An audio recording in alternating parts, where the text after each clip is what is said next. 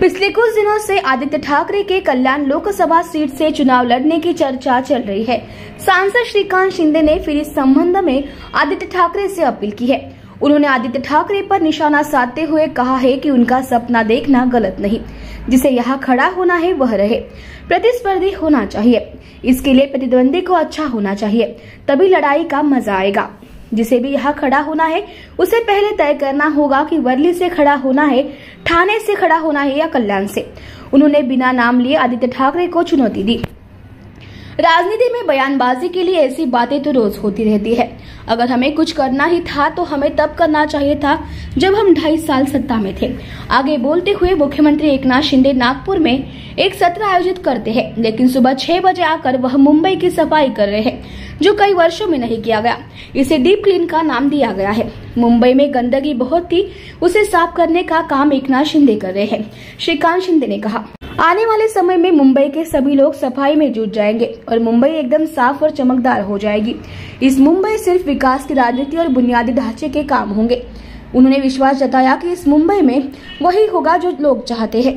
मला कसं आता कोणाची नाराजी काय नाराजी, मला वाटतं एवढं मोठं काम या कल्याण लोकसभेमध्ये उभं राहिलेलं आहे आणि विरोधकांना दुसरं काही काम नसतं टीका केल्याशिवाय।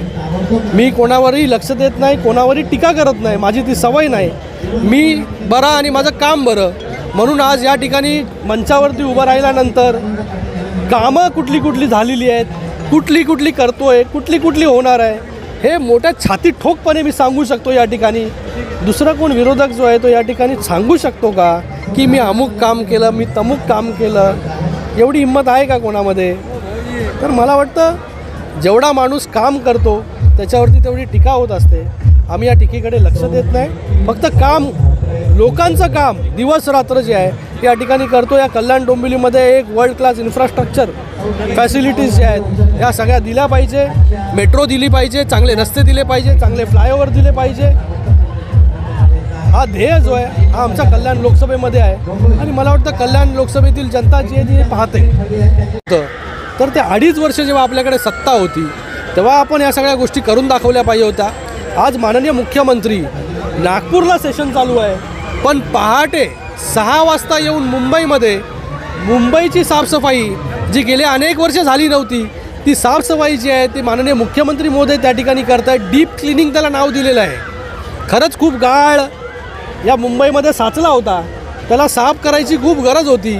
ती साफ करण्याचं काम जे आहे ते माननीय मुख्यमंत्री या ठिकाणी प्रत्येक आठवड्याला या ठिकाणी करतायत आणि येणाऱ्या काळामध्ये जे आहे हे मुख्यमंत्र्यांबरोबर सगळी जनता जी आहे मुंबईची ही या साफसफाईमध्ये जी आहे ही या ठिकाणी जोरात सामील होईल आणि मुंबई एकदम क्लीन आणि चकाचक, ज्या मुंबईमध्ये फक्त डेव्हलपमेंटचं राजकारण त्या ठिकाणी होईल, फक्त इन्फ्रास्ट्रक्चरची कामं त्या ठिकाणी होतील।